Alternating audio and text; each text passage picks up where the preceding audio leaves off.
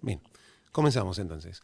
Estamos en comunicación telefónica directa con el doctor Daniel Sabzai. Él es abogado, recibido de la Universidad Nacional de Buenos Aires, con un posgraduado en la Facultad de Derecho de la Universidad de París, en Francia, profesor titular de Derecho Constitucional en la UBA. Es profesor de Derecho de posgrado de las Universidades de Buenos Aires, Austral, Torcuato Di Tella, entre otras. Profesor invitado de la Universidad Robert Schuman de Estrasburgo, en Francia. También invitado en la Universidad de Texas, en Austin, Estados Unidos, y de la Universidad Internacional de Andalucía, en España. Es presidente de la Fundación Ambiente y Recursos Naturales, expresidente de la Comisión de Juristas para la Elaboración de Gesto Jurídico Argentino, consultor nacional e internacional para el Banco Mundial, para el Instituto Interamericano de Derechos Humanos, para la Universidad de Heidelberg, del Centro de Estudios Constitucionales de Madrid, entre otros. Ha sido condecorado por el gobierno de Francia en 2 oportunidades como caballero y oficial de la Orden Nacional del Mérito. Muy buenas tardes, Francisco Narváez Océs, lo saluda Daniel. Bienvenido a Historias de Hoy, Noticias de Ayer. Muchas gracias por llamarme, un placer de estar con ustedes. Realmente cuando me llamaron y me invitaron, me parece una idea y un programa muy original y además hecho por jóvenes periodistas, lo cual desde ya me gusta. Buenísimo, muchas gracias. Bruno Sansi le habla, doctor Sabzai. La pregunta en ¿Qué tal? cuestión que habíamos dicho es respecto al conflicto que se ha desatado por el último DNU presidencial con la prohibición de circulación y con el cierre de las clases que se ha dado sobre todo en la región del Cava y el conflicto que se desató al respecto. Usted ha hecho algunas declaraciones en los medios hablando de la inconstitucionalidad de ese DNU y de una limitación constitucional de injerencia del gobierno nacional con respecto de la ciudad de Buenos Aires.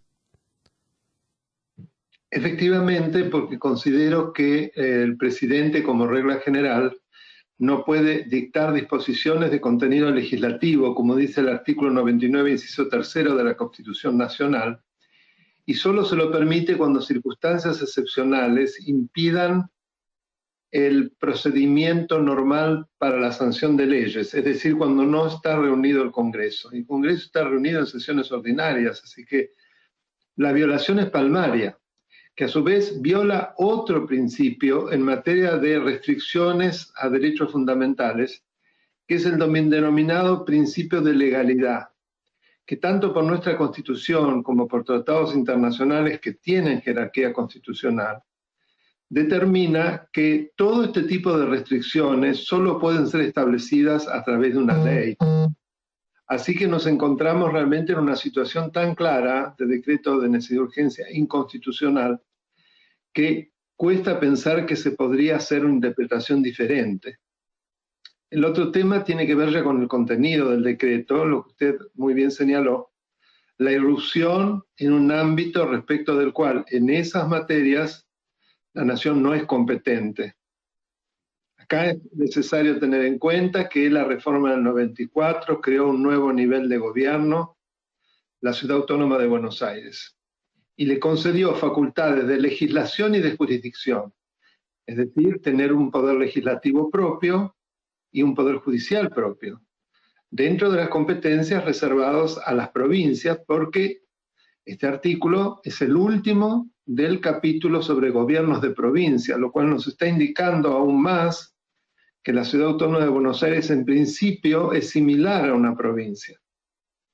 La única diferencia es lo que también ahí se establece, que como al mismo tiempo es la sede de la capital federal, la ciudad de Buenos Aires, la nación debe dictar una ley de garantías de los intereses de la nación en la Ciudad Autónoma de Buenos Aires, lo cual ha hecho, y sin comentar la ley en sí, que tiene muchos problemas, pero de lo que queda claro de una simple lectura es que el Poder Nacional en ningún momento se reservó facultades vinculadas con el poder de policía en materia de salud, en materia de educación, en relación a la circulación interna dentro de la ciudad y para salir de ella, etcétera, etcétera. Por lo tanto, la pretensión del presidente a través de una caracterización que tampoco es constitucional, lo que él denomina AMBA, el área metropolitana de Buenos Aires, a través de la cual estaría creando un nuevo nivel del gobierno en el cual se está atribuyendo todo tipo de facultades, también es inconstitucional y violatorio de la forma federal de Estado, que aparece por lo pronto, además de muchos artículos, en el artículo primero. La nación argentina adopta para su gobierno la forma republicana, representativa y federal. El presidente parece que se ha olvidado. Bueno, paro acá porque si no, no me van a poder hacer otras preguntas. Solo una cuestión, una preguntita, ahora Pancho le va a hacer otra, una complementaria. Desde el Poder Ejecutivo están diciendo que esto no es una injerencia con respecto a las clases sobre la cuestión educativa, sino sanitaria. Eso, y por otro lado, la Corte Suprema de Justicia aceptó tomar el caso y aceptó, digamos, que le pertenecería, menos la doctora Hayton de Nolasco, y eso le estaría otorgando un estatus de provincia a la ciudad de Buenos Aires. Vamos por parte, porque hay dos preguntas, pero las voy a desagregar. La primera tiene que ver con lo que dice la presidencia, que dice muchas cosas, ¿no? Que es una cuestión de sanidad y no una cuestión de educación, pero que tampoco la sanidad, el poder de policía en materia de sanidad tampoco es una facultad nacional dentro de cada ámbito territorial autónomo, sea una provincia o sea autónoma de Buenos Aires. Así que la respuesta tampoco soluciona el problema.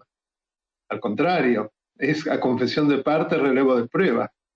Es decir, está aceptando que está ejerciendo facultades en materia de poder de policía, de sanidad o de salud.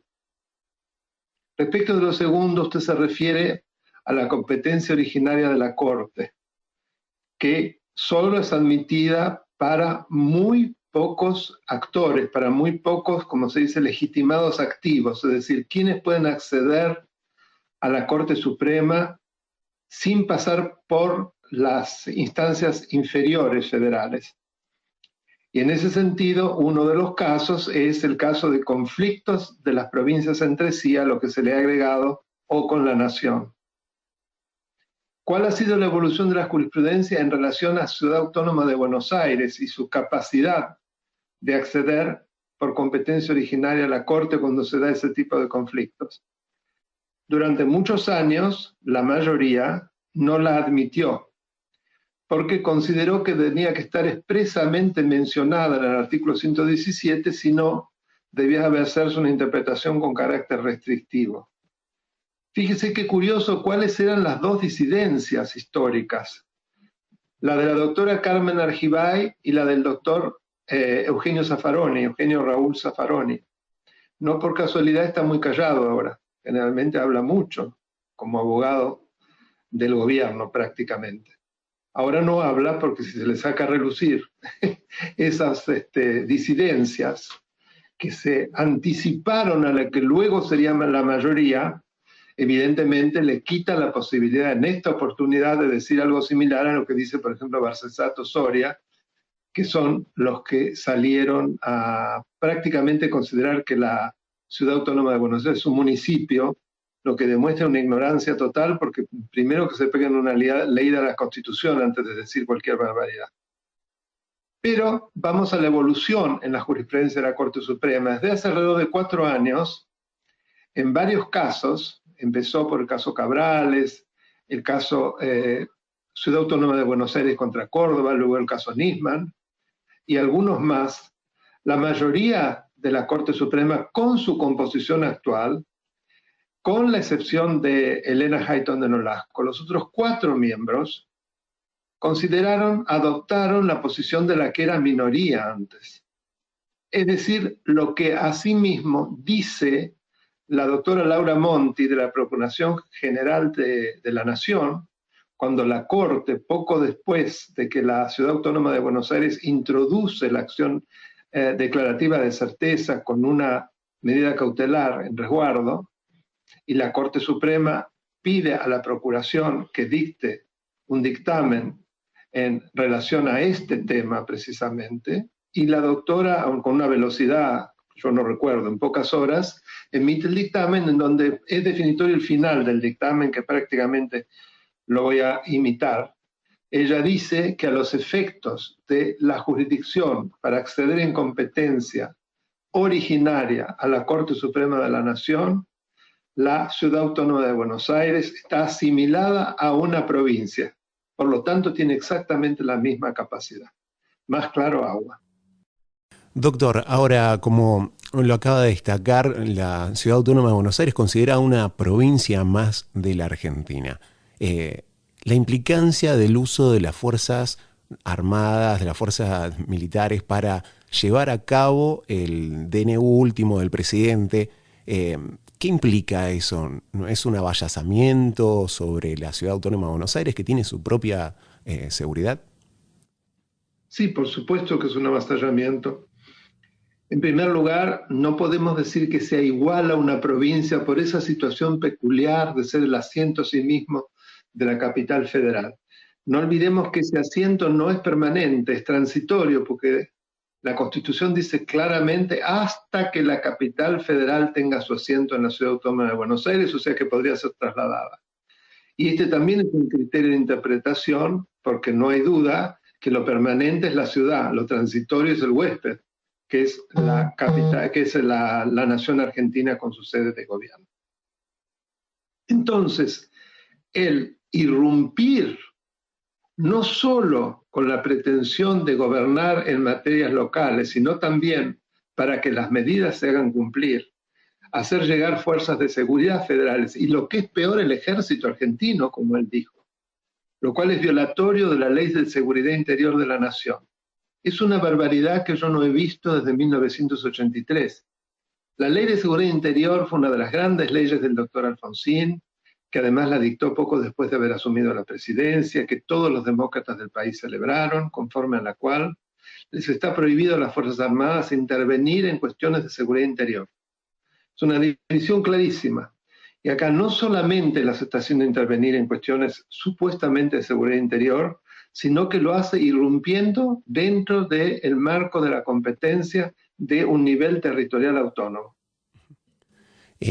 Dadas estas circunstancias, que el presidente Alberto Fernández ha dictaminado cerca de 100 decretos de necesidad de urgencia en lo que va de su mandato, ¿terminaríamos frente a un hiperpresidencialismo autocrático? Es que ya estamos en un hiperpresidencialismo, no le quepa la menor duda. A lo largo de más de un año, la gran mayoría de las leyes, de las normas generales y abstractas que nos rigen, han sido dictadas por el Poder Ejecutivo y no por el Legislativo. Si eso no implica una señal de hiperpresidencialismo que por lo menos se acerca mucho a una dictadura, no sé qué lo es. Lo que pasa es que hay muchos reaseguros sociales y todavía sectores importantes del Poder Judicial que resisten, y es lo que lleva a que algunos de los funcionarios de gobierno, en particular del gobierno de Kicillof, hablan de que la ciudad de Buenos Aires está preparando un golpe de Estado, que la Corte Suprema no deja gobernar al presidente, es decir, típicos argumentos propios de dictadores. Usted, doctor, recordamos a la audiencia que estamos hablando con el doctor Sabzai, uno de los constitucionalistas más importantes, si no el más importante del país en este momento, y el año pasado, junto con una serie de científicos, un conjunto de científicos e intelectuales, firmó una carta diciendo que el Estado Nacional o el país corría peligro de que la República quede desplazada por una infectadura. Continúa... Sí, lo recuerdo. Sí, perdón.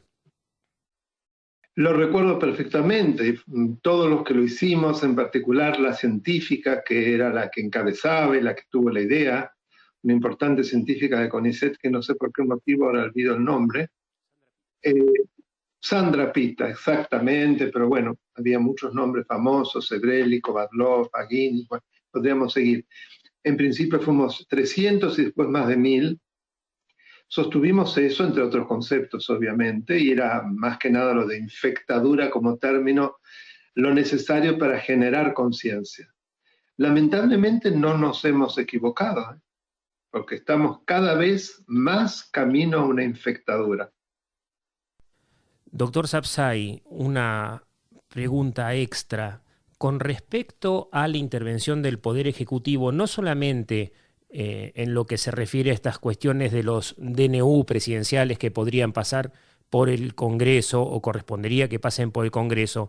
¿Percibe usted, o por lo menos en los medios está instalado como discusión política, la intervención a favor del Estado por una reforma de la justicia? Y esa reforma de la justicia, algunos dicen que está dirigida a un cierto sector político para conseguir la impunidad de algunos políticos importantes, pero que no abarca la justicia en lo general, sino con respecto a cuestiones de procesos de corrupción. A ver, se trata de un proyecto que ya lleva, creo que por lo menos 8 meses, cerca de un año, si no me equivoco, se presentó, se obtuvo la media sanción en el Senado en mayo o junio pasados, si pronto vamos a cumplir un año, y que está estancado en la Cámara de Diputados, porque efectivamente, por un lado, ese pomposo título Reforma de la Justicia es en realidad Reforma de la Justicia Federal Penal. En particular lo que les interesa a los poderosos, es decir, aquellos que juzgan temas de corrupción, de narcotráfico y otros delitos de carácter federal, que son los menos, pero los más graves: lavado de dinero, tráfico de personas, etc. Pues bien, esa reforma, yo he sido muy crítico, además a mí me invitaron en su momento durante las sesiones en el Senado para que informase, para que diera mi opinión, fui muy crítico.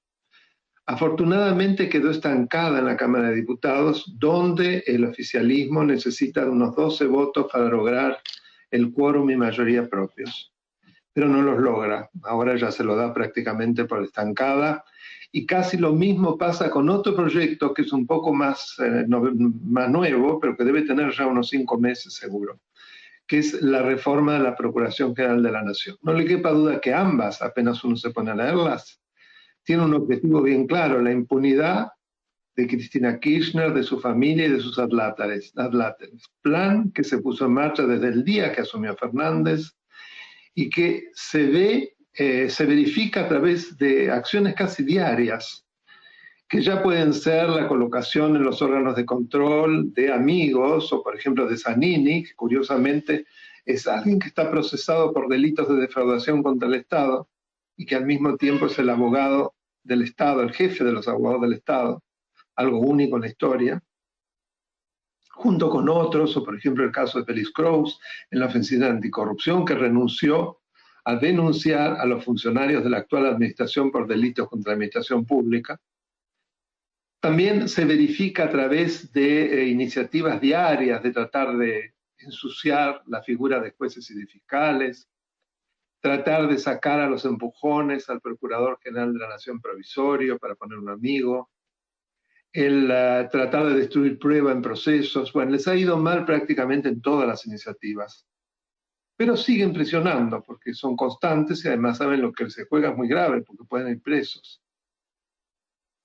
Esto es cómo los partidos políticos van colonizando los diferentes estamentos judiciales para sacar provecho para sí. Ahora, ha estado dando algunas notas, doctor Sabzai, con respecto a qué sucedería con adelantar las elecciones. Bueno, el tema no se habla de adelantar, se habla de postergar. Perdón, de postergar las elecciones. Sería una noticia para mí. No, el oficialismo ve que probablemente le vaya muy mal en las elecciones, porque todas las encuestas así lo están estimando, inclusive descuento de las personas que le hacen a ellos las encuestas, las asociaciones de profesionales en encuestas. Entonces lo que tratan es ya sea de que no se hagan las PASO, las primarias abiertas, simultáneas y obligatorias, o por lo menos postergarlas, postergar asimismo las elecciones generales en sí, lo cual me parece algo realmente espantoso, más allá de si nos gusta o no nos gustan las PASO. Ya estamos metidos en el proceso electoral y todavía no sabemos cuándo se va a votar, si se va a votar en internas, en primarias o no, cuándo se va a votar para las generales. Me adelanto a decir que la posibilidad de postergar las elecciones generales es abiertamente inconstitucional. La Constitución no lo permite. Es decir, no se respeta, yo diría, lo más importante en materia electoral, que es la seguridad jurídica y la previsibilidad. Y todo se hace exclusivamente como una especulación para beneficio de quien ejerce el poder, lo cual me parece nefasto. Doctor Sabzai, una pregunta dentro y fuera de contexto. Hace unos pocos días la Gendarmería Nacional avisó que no tiene la capacidad, el lugar ni la operatividad para cuidar las pruebas del caso Nisman. Y esto no ha sido muy hablado en los medios. ¿Le merece algún tipo de opinión u observación? Me parece increíble, realmente me parece increíble, y no puedo sino asociarlo a un plan también para destruir todo aquello que a quienes fueron los culpables del asesinato de Nisman, ¿no? Y no tengo ninguna duda y no soy el único, lo han dicho varios fiscales, destruir toda la prueba del caso Nisman para que ahí también haya impunidad, que hasta ahora hay impunidad y ya pasaron 5 años. ¿Qué implicaría esto de postergar las PASO o las elecciones?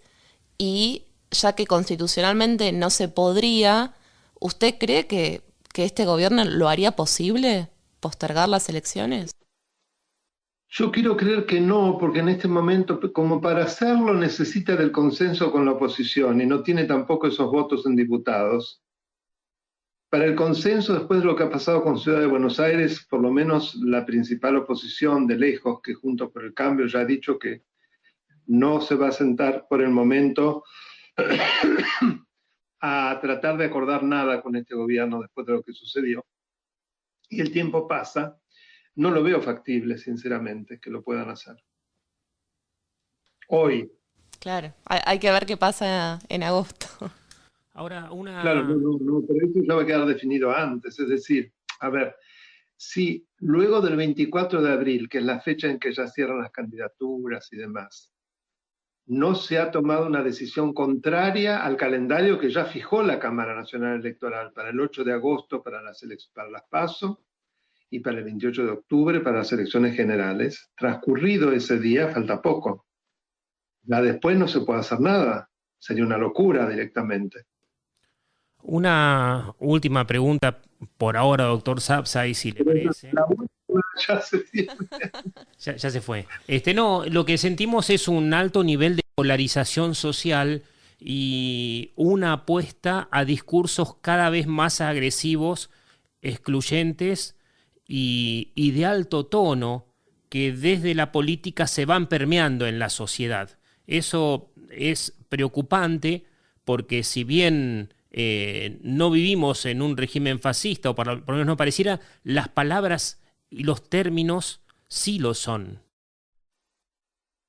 Coincido totalmente con lo que usted dice y le diría que es un interrogante retórico porque usted está haciendo una apreciación que yo comparto, así que nada más que decir.